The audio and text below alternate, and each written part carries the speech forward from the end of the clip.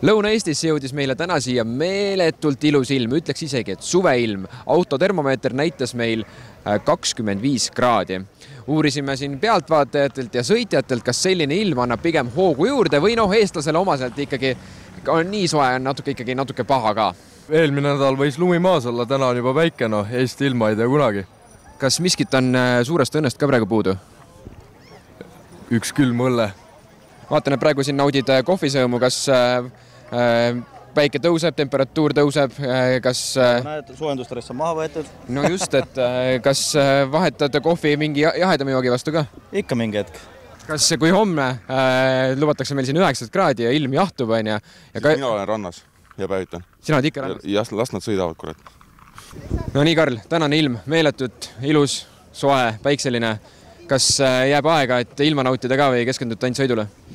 Pigem sõidule, aga ilm on ainult pluss. Paremat ei oleks tastu soovinudki.